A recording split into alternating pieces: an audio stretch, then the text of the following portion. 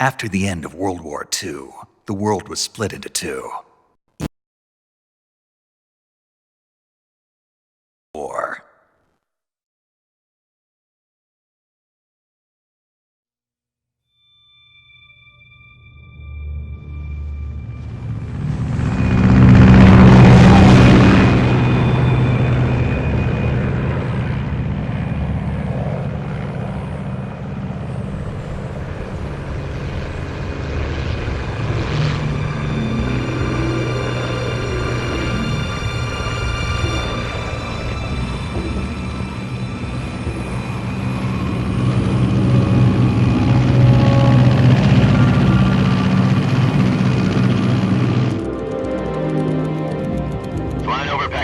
Altitude 30,000 feet.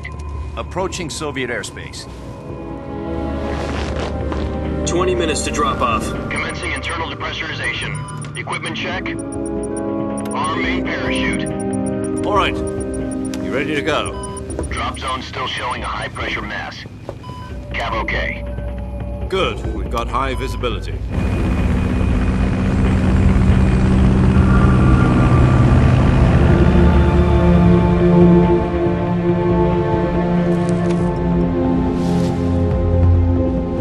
Put out that cigar.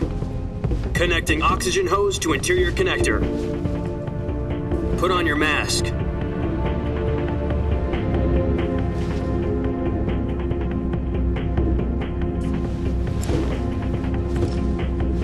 Does this panty waste know what he's doing? Approaching release point. 10 minutes to drop off. Hey, are you deaf? He said put out the cigar and put on your mask.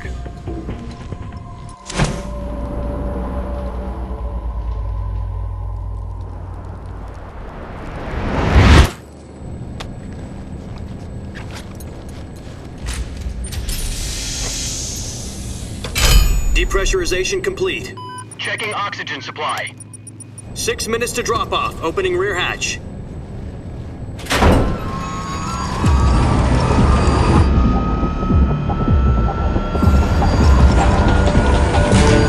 Sunrise.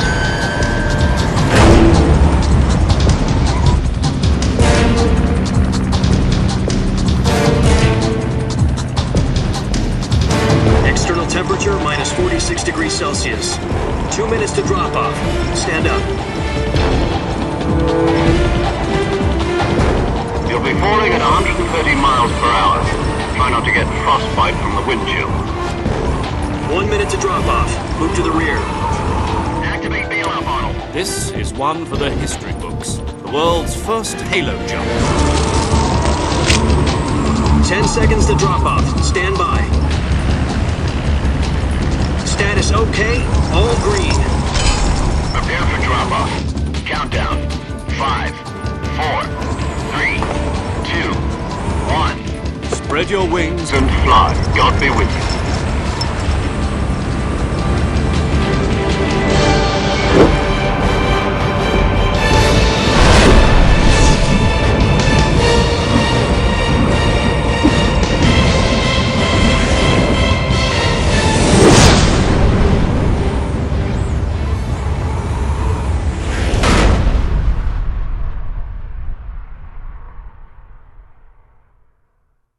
Jack, I've got some important news.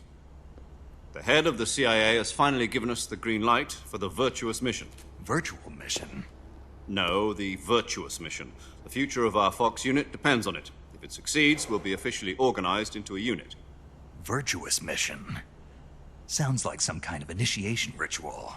You know, don't get cocky. This isn't a training op. Right. So what exactly is this wonderful mission? Well, about 2 years ago, a certain Soviet scientist requested asylum in the West through one of our moles. His name is Nikolai Stepanovich Sokolov. He's head of the OKB 754 Design Bureau, one of the Soviets' top-secret weapon research facilities, and the East's foremost expert on weapons development. Sokolov? Isn't he that famous rocket scientist? The very same. On April the 12th, 1961, the Soviets achieved the first manned spaceflight in history. The Earth was blue, but there was no God. Well spoken. The rocket that carried Yuri Gagarin to orbit was the A-1, known as the Vostok rocket. Sokolov is said to be the man most responsible for the multi-engine cluster used in that rocket. After Gagarin's flight, Sokolov left rocket development to become the head of the newly established Design Bureau. From a lowly technician to head of a design bureau, that's quite a success story, so why do you want to defect? It seems he'd become afraid of his own creations. Afraid? Call it a crisis of conscience. And for that, he left his country and his family behind and went over the fence? Not exactly. One of his conditions was that his family was also to be taken safely to the west. We used a mole to get the family out first and succeeded in sneaking Sokolov over the Berlin Wall shortly afterwards. I was the one who conducted the operation. The security on the eastern side was still full of holes back then. Then what? We got Sokolov over in one piece, but the whole ordeal had left him exhausted, and we checked him into a hospital in West Berlin. It took him 2 weeks and more than 600 miles to get from the research facility in the Soviet Union to Berlin. He was in no condition to say anything coherent. And it was only a week later that we had something much bigger on our hands. The Cuban Missile Crisis. October the 16th, 1962, President Kennedy received word that the Soviets were in the process of deploying intermediate-range ballistic missiles in Cuba.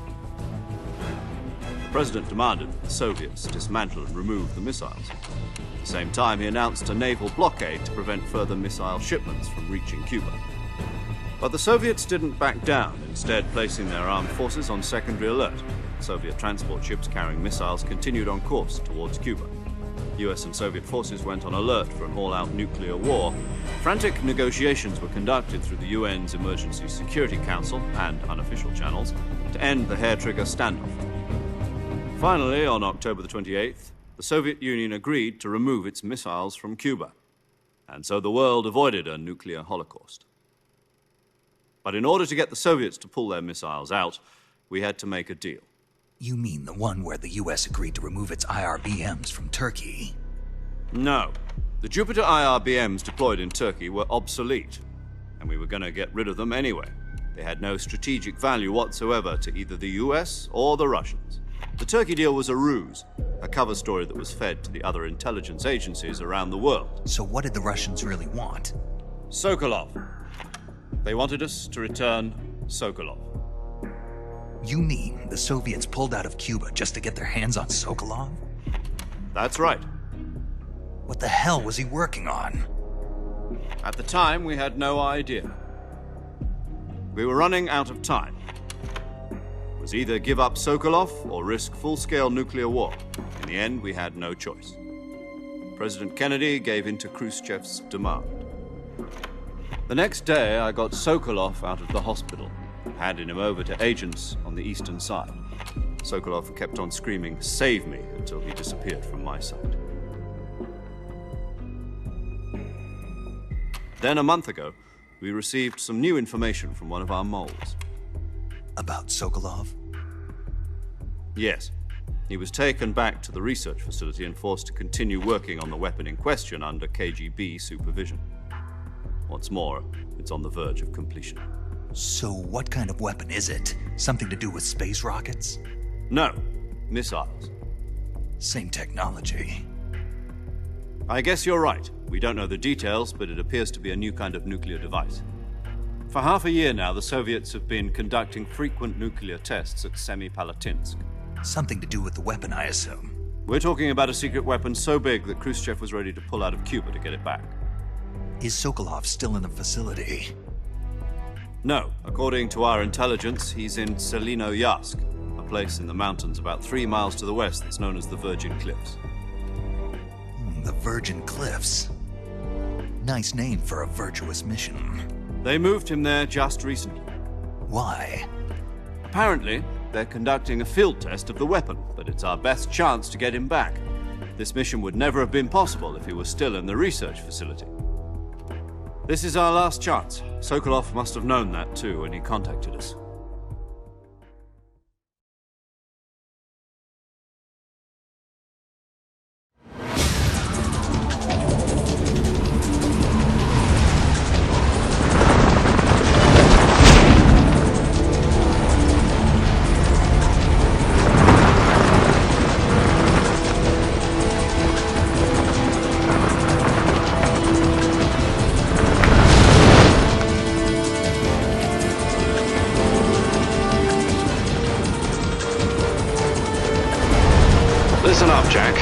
mission is to infiltrate Selino Yask in the Soviet mountains, ensure the safety of Sokolov, and bring him back to the West.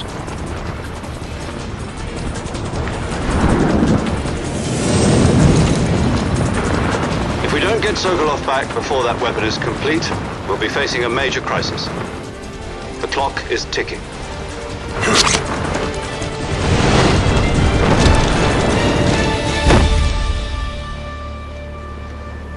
Once we've confirmed the rescue of Sokolov, stand by at the recovery point. A recovery balloon will be dropped at that point. Helium will be pumped into the balloon to inflate it. The process takes about 20 minutes. Once it's complete, the gunship's arm will latch onto the balloon and pull it up. The Fulton surface-to-air recovery system. I'm familiar with the theory. Take it easy. It's been combat-proven. Do you think Sokolov is up to it? The shock will be less than during a parachute jump, and the arm can handle up to 500 pounds. So you're planning on going over the border in a single combat Talon? She's equipped with two 6-barrel 20mm Vulcan cannons, as well as two 40mm machine guns. Sounds like she could hold her own against a battalion of tanks. Even with the fuel in the reserve tank, we're facing a 4-hour time limit. If all goes well, it shouldn't take more than a few hours. Home in time for dinner. But if anything goes wrong, you'll be eating dinner, breakfast, and all the rest of your meals in the jungle.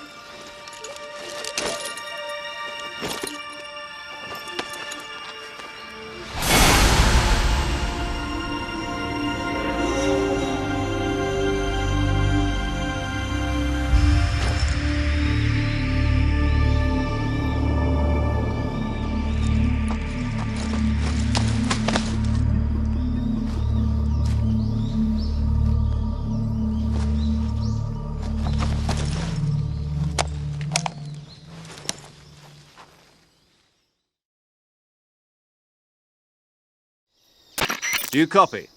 You're already in enemy territory, and somebody might be listening in. From here on out, we'll be using code names to refer to each other. Your code name for this mission will be Naked Snake. I'll be referring to you as Snake from now on. You're not to mention your real name. Snake? Oh, you don't like snakes? What do you mean? You've eaten one before, haven't you? In survival training. I'm glad to hear that. I don't know if I'd ever order one in a restaurant, but... Be careful, you might not have a choice. What about you, Major? What should I call you? Let's see. I'll be Tom. Call me Major Tom. This will be a sneaking mission. You must not be seen by the enemy. You must leave no trace of your presence. Is that clear? This kind of infiltration is the Fox unit's speciality. In other words, weapons and equipment are procured on site. That goes for food as well. You're completely naked, just as your name implies. Great. Now I see why you asked me if I like snakes. I suppose calling me Snake was your idea of a joke, too. No. There's a good reason for that. I'll tell you later when the time is right. Gotcha. Getting back to the subject, how exactly am I supposed to feed myself? You've been issued a knife and a tranquilizer gun. Use them to hunt for food. You'll also find some medical supplies in your backpack. Yeah, about the backpack. I lost it in a tree on the way down. I see. Well, you'd better go back and get it then. You know where it is? No problem. I can see it from here. It's stuck on a branch.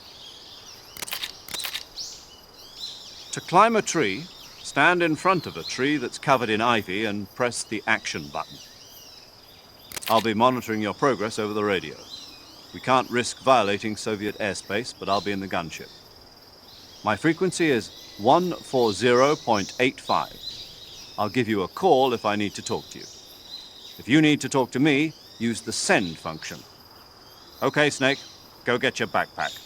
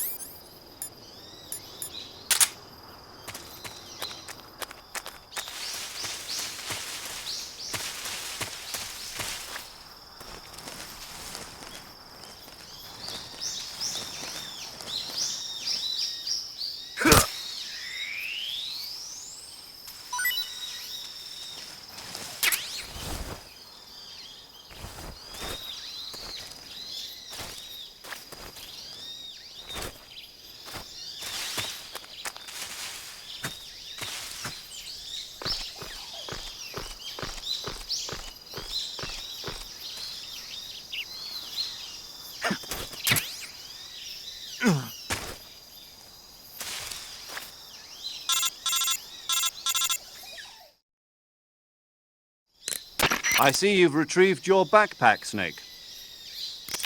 To equip a weapon, it's necessary to take it out of your backpack.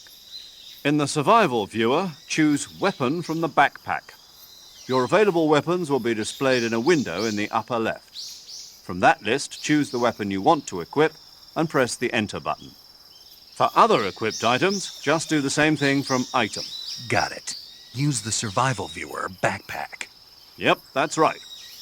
Survival is fundamental to this mission. After you've been out in the field for a while, your stamina will start to drop. If your stamina gets too low, it'll affect your performance. You won't be able to shoot accurately, for example, and your wounds won't heal as smoothly. Keep an eye on your stamina so you don't run out. To recover lost stamina, you can hunt for local flora and fauna. You can use either your tranquilizer gun or your knife to hunt. My only weapon is a Mark 22 Hush Puppy tranquilizer gun? That's right. It's been fitted with its own suppressor. However, the suppressor will deteriorate every time you fire. Once its durability reaches 0, the noise suppression effect will be gone. So don't get too trigger-happy with it.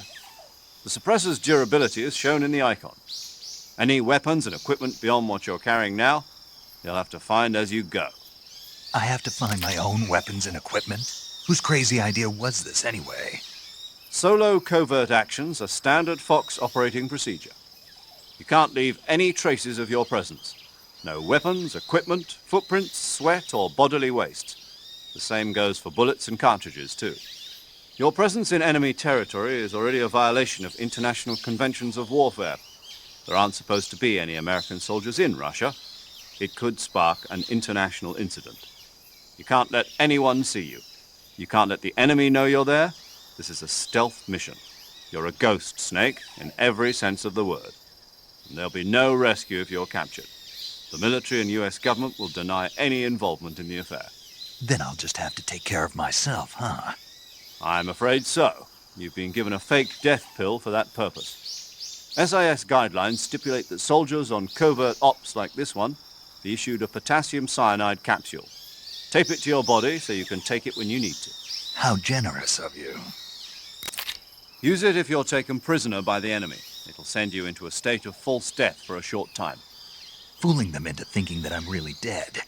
So, how do I come back to life? Just take the revival pill. You mean that thing they put in my tooth before the mission? That's the one. But be careful. If you remain in a state of false death for too long, nothing will be able to bring you back. Remember that. I'll keep it in mind. You said this was a solo mission, right? Right. I guess that means I can't count on any reinforcements. Correct. The mission rests entirely in your hands. A real one-man army. Relax. There's a support team ready to back you up over the radio. Who? I'll introduce them to you.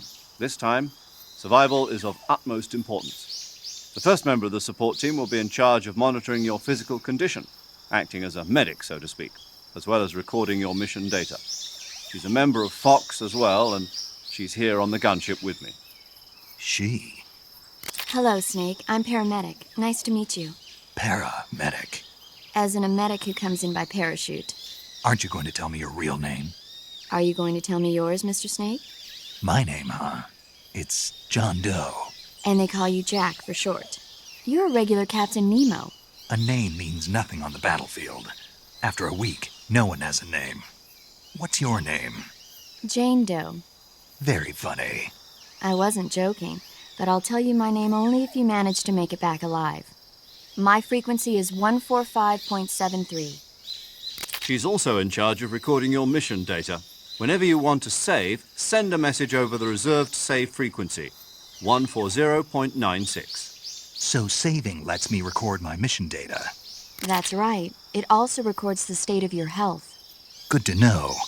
There's one more person I want to introduce you to, Snake. Huh? Speaking of snakes, you remember the boss, don't you? A legendary soldier and your mentor. Actually, it was the boss that got the DCI's authorization in the first place. She's going to be serving as Fox's mission advisor. The boss is? She also helped me plan this mission. She and I were at SAS together. Jack, is that you? How many years has it been? Boss? That's right. It's me. Talk to me. Let me hear your voice.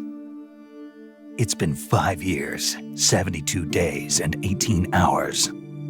You've lost weight. You can tell just by the sound of my voice. Of course I can. I know all about you. Really? Well, I don't know anything about you. What's that supposed to mean? Why'd you disappear on me all of a sudden? I was on a top-secret mission. You didn't need me anymore. But there were still so many things I wanted you to teach me.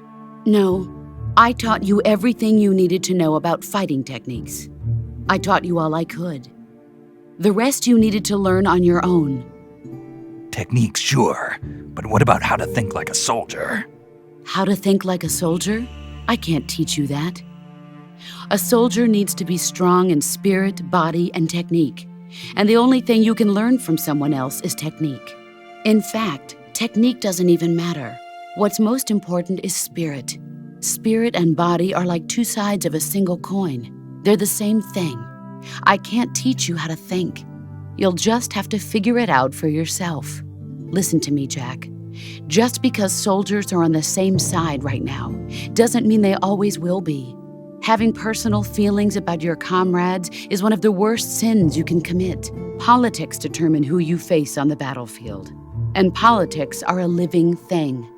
They change along with the times. Yesterday's good might be tomorrow's evil. Is that why you abandoned me? No, it had nothing to do with you. I already told you, Jack. I was on a top-secret mission. A soldier has to follow whatever orders he's given. It's not his place to question why. But you're looking for a reason to fight. You're a natural-born fighter, but you're not quite a soldier. A soldier is a political tool, nothing more. That's doubly true if he's a career soldier. Right and wrong have no place in his mission. He has no enemies and no friends. Only the mission. You follow the orders you're given. That's what being a soldier is. I do whatever I have to get the job done. I don't think about politics. That's not the same thing. Sooner or later, your conscience is going to bother you. In the end, you have to choose whether you're going to live as a soldier or just another man with a gun. There's a saying in the Orient, loyalty to the end. Do you know what it means? Being patriotic. It means devoting yourself to your country. I follow the president and the top brass. I'm ready to die for them if necessary. The president and the top brass won't be there forever.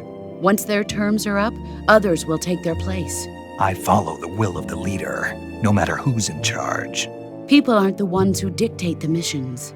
Then who does? The times. People's values change over time, and so do the leaders of a country. So there's no such thing as an enemy in absolute terms. The enemies we fight are only enemies in relative terms, constantly changing with the times. As long as we have loyalty to the end, there's no point in believing in anything, even in those we love. And that's the way a soldier's supposed to think? The only thing we can believe in with absolute certainty is the mission, Jack. All right, but do me a favor.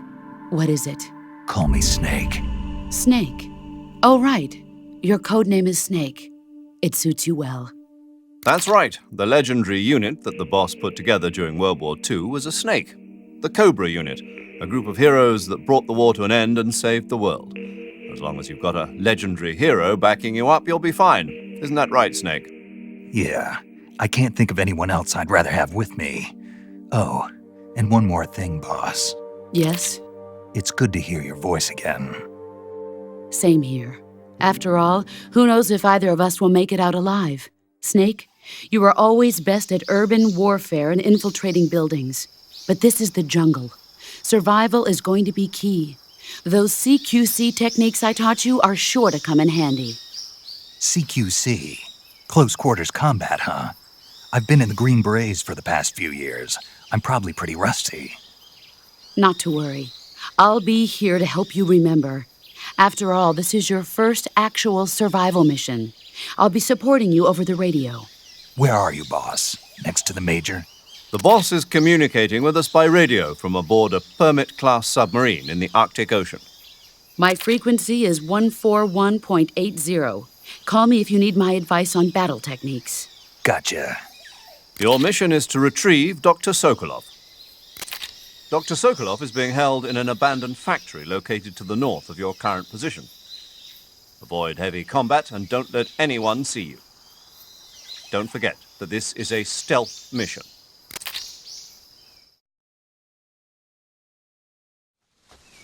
Snake, try to remember some of the basics of CQC.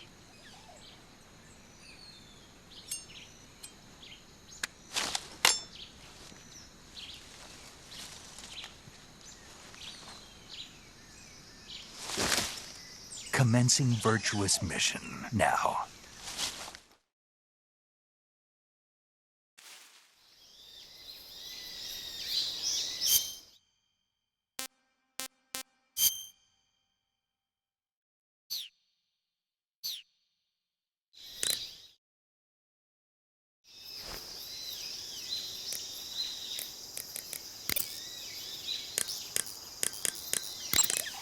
Saving the game, Snake?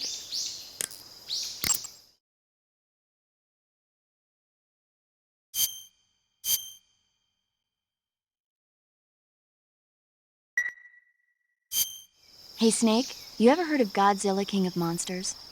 No, what is it? It's a movie. You haven't seen it? Nope. It's about this monster called Godzilla, who grows to an enormous size in a nuclear test and goes on a rampage in Tokyo. Nuclear test, huh? Then the Marshall Islands must be crawling with giant monsters right about now. It's just make-believe. Maybe that's why my pants have been so tight lately. Snake, it's a movie, not a report out of Los Alamos. I know. So then what happened? Godzilla is immune to all weapons, and humanity has no way to stop the monster. Dr. Shirazawa develops a new type of weapon, but meanwhile, Godzilla is getting closer and closer to Tokyo, obliterating everything in its path. It was originally a Japanese movie, but they made an American version, too. I recommend seeing the original Japanese one if you ever get the chance. It's mostly mindless fun, but it's also got a serious anti-nuke message as well. Where can I see the original? You'll just have to go to Japan. Really? That's too bad. Well, if you wait 40 years, you might be able to see it in America, too. Why's that? 2004 will be Godzilla's 50th birthday. You think they're still going to be making Godzilla movies then? Of course! Everybody loves Godzilla. You sure know a lot about movies. I don't suppose you're the movie-watching type, are you? Not really. Okay, then I'll tell you everything I know. When the going gets tough, movies can save your life. It's always good to be able to look at things from a different perspective when you get in a jam. That's the magic of movies. No kidding. Well, I guess it might at least make a nice distraction. That's the spirit, Snake. Have a little fun.